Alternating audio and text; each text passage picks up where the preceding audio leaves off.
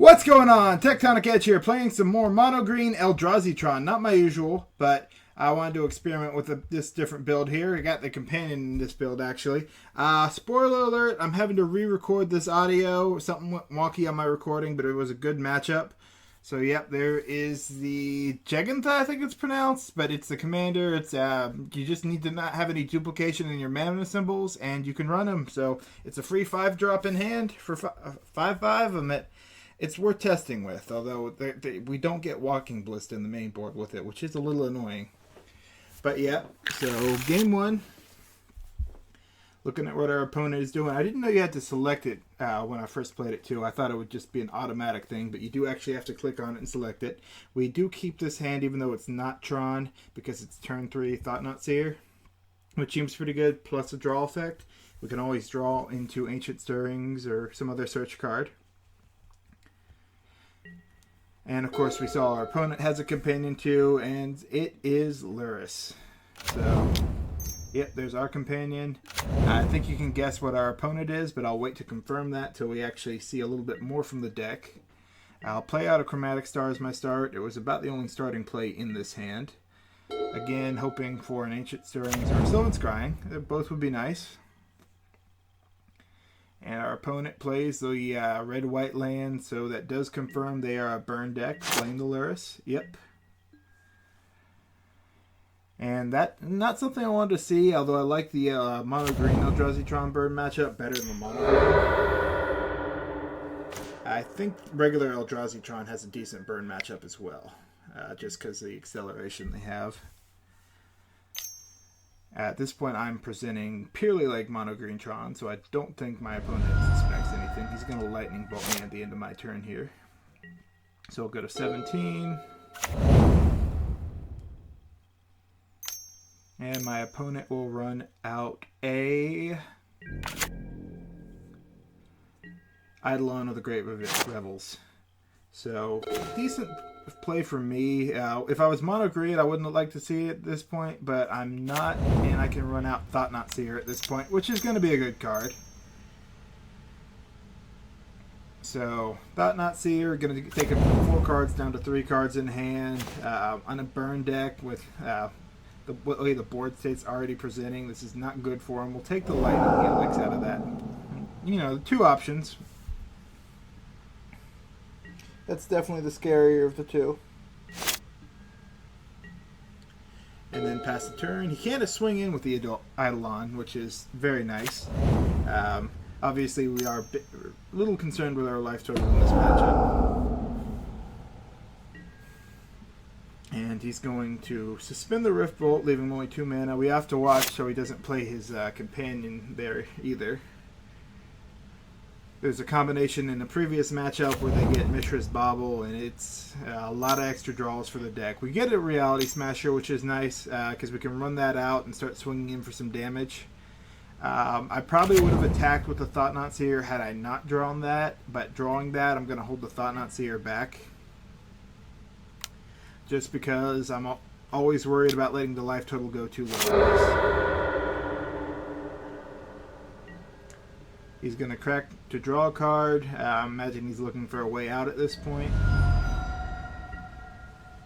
Which, honestly, I don't even think he can remove the Reality Smasher. He'd have to use 2 burn spells and then discard 2 cards, which makes it very tricky for him to get rid of. The Rift Bolt comes in.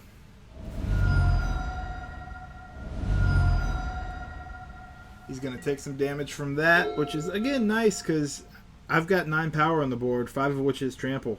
If he casts too many of his own spells, he's going down. So the Eidolon actually did more work for me than it did for him.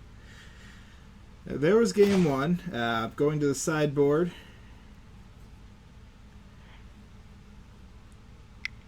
I got to time this right. I don't remember what I was talking about here, but it was definitely something. Yep. We can't bring in the Chalice or the Walking Bliss. Those have got to be targets for Concrete Creator, just the way Jegantha works. They can't be in the starting deck. I was a little worried, I thought that maybe if they weren't in the original deck, they could be brought in from the sideboard. They can't if you still want to run Jegantha as the companion. So that is an interesting mechanic there. See, if I put it in the deck, it gets the red border instead of the blue border. But we do bring in all the life gain, the 1 Thragtusk, 2 Nature's Claims, 2 Weather the Storms. I'm hoping that'll be enough life gain. Of course, we have the Coil engines, but there's just a few of them. We're going to pull out the big threats just because they really don't help us. I think we pull out 1 Thought-Knot Seer, too.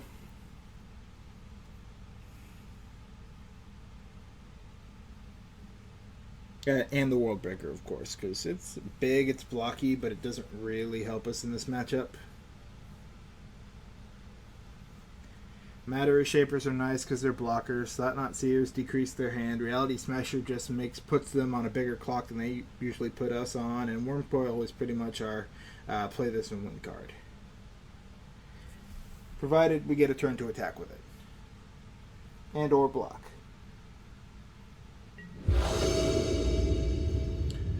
Ugin is decent because he is kind of pseudo removal with the lightning bolt effect, but then also his ultimate can gain you life as well. So usually they'll waste a burn spell trying to keep Ugin off an ultimate, but it's a decent card. Yep, select that companion again. It's an interesting companion, companion is an interesting mechanic, and I'm curious to hear what you guys think. What companions do you think are going to be the most useful? I imagine it's the Lurrus. But here's a better question. What companions do you think will work good with Tron? I'm thinking this may be the only one, but I could be wrong on that. So let me know what you're testing with. And of course, I'm going to try this out in some other builds as well. Just experimenting. This hand is not keepable because, while it does have some life gain, it doesn't move us towards Tron fast enough. And we only have 1 green source for 3 green spells. So that's a little too much choice there. It does have it to draw, but we are going to mulligan to 6. And we keep this because it's 1 away from Tron. We actually have the Search. We don't have the Chromatic Star, which is too bad, but we have the Forest. So turn 4 with life gain I figured was good. We shall find out. And of course, we can always draw into an Eldrazi Temple to rush out that Reality Smasher. They get to start us off. They got a Goblin Guide, which is, again, it's nice, but it's also, 2 damage each turn does suck. But at the worst case, we see our top card before we draw it. So if we have an Eldrazi, or not an Eldrazi map, an Expedition map, we can sometimes shuffle it away if we don't want it. But it also we can get the card to hand, which is always nice. I play out a Power Plant first just because there's no reason not to. At this point, we still have the possibility of turn 3 Tron. We just need a lucky draw. And you always want to play towards turn 3 Tron, especially with that Wurmcoil in hand now. They're going to crack that fetch land. And if memory serves, we're going to eat a burn spell to the face.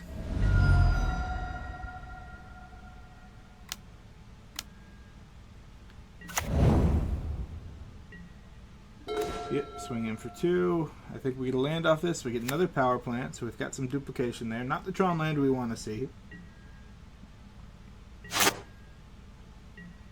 And there's an Eidolon, which in this case, not as helpful when we're not holding.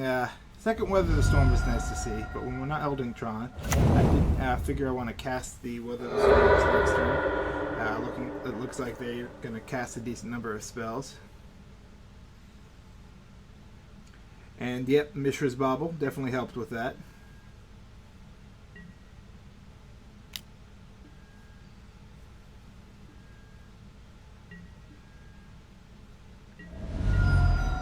So they're swinging for 4 damage plus whatever else they can cast, but Weather the Storm is almost a soft reset.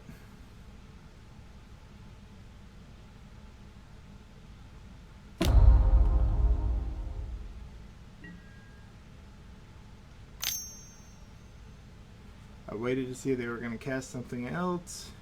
And I believe they did. Yep. They suspended a Rift Bolt. And I went ahead and cracked one of the Weather the Storms for 2 just because I could. So it net neutraled me for that turn. I stayed at 16. They drew an extra card. Got another Reality Smasher. Now this time I went for the Sylvan Scrying instead of holding up the Weather the Storm, and that was just because I figured getting Tron for the next turn was probably a good play. So yep, Sylvan Scrying, gonna take a little damage.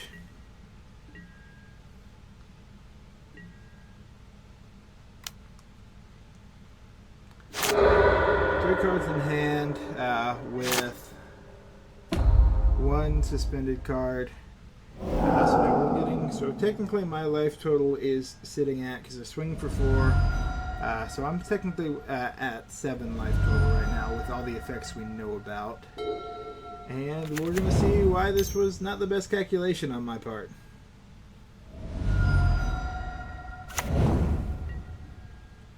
Yep.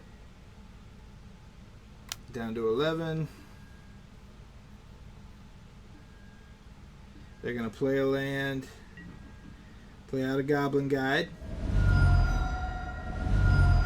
So it adds 2 more damage to what we were taking. They swing in. Get to see that chromatic sphere at top. Sitting at 5. And then double lightning bolt. It's coming. Yep.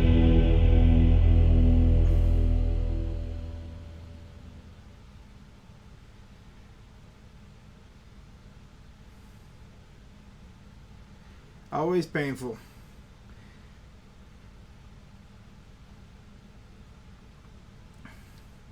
Game 3 was going to be a little bit better. Being on the play really helps in this matchup.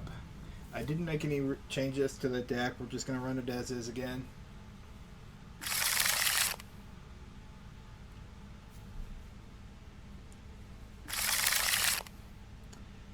Of course, take the play, because that's what we want. Set Jegantha as the companion for just sit there. It adds a little extra symbol on the board, so you get that little heart symbol. Which is interesting. Gonna mulligan that away, but gonna keep that because that is turn 3 Tron with a threat. Karn the Great Creator, and some life gain if we draw a color source. I believe we ditch the Ancient Stirring since we already have a threat. We're going to start off with the power plant into that expedition map. Worst case at this point is that they're going to have a way to destroy an artifact, which would probably take us out of the game.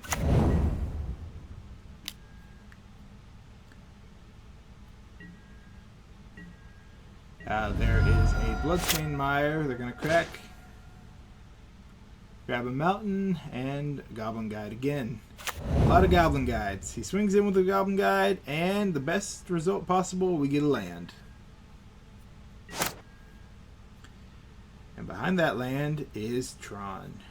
So he actually did indirectly enable us to have a Tron, and we get to use that expedition map to get a green source now for the Weather the Storm in the future. So they're presenting a Goblin Guide. At this point, I'm looking at the board to see what I can get from Karn Creator, and I bet you can get what I'm thinking this early in the game. I kind of want that Trinisphere. Because it'll limit them to 1 spell per turn at most. Plus, they're going to swing in with the Goblin Guide, which soon I'll have a way to deal with. They're going to suspend the Rift Bolt. That kind of sealed it too.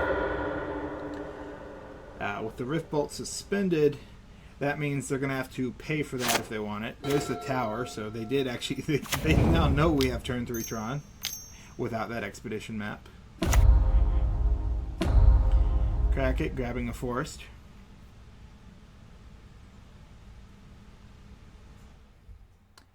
Then we run out the tower, run out Karn Great Creator, and run out. Yep. The Trinisphere. So most they can do is 5 damage a turn, give or take, with Trinisphere out in the field, unless we let this go really late. With Ugin with hand, we're going to take that down to 3 the next turn, and then plus they now have to devote some of these resources. They can't even cast this Rift Vault here. It does. It just sits in the you can cast it slot.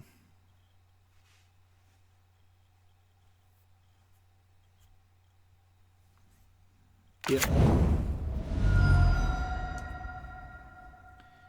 So it's sitting there. They have 2 mana and a 2/2. Checking out the Rift Vault just sitting there.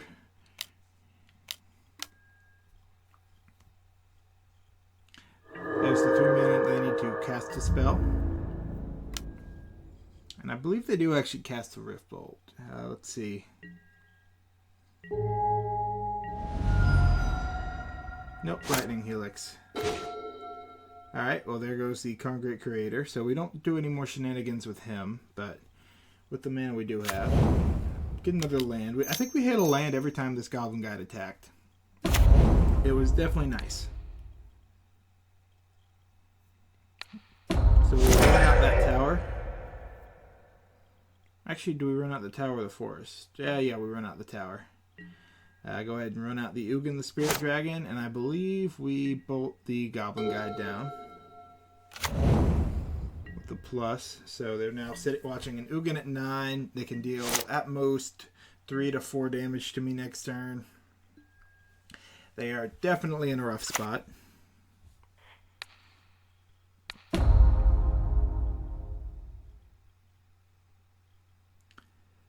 They're going to pass the turn there.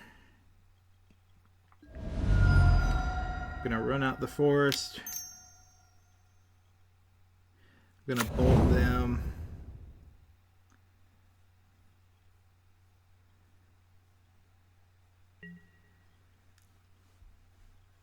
And I believe I go ahead and cast the Expedition map and then the Weather the Storm to gain 6 life.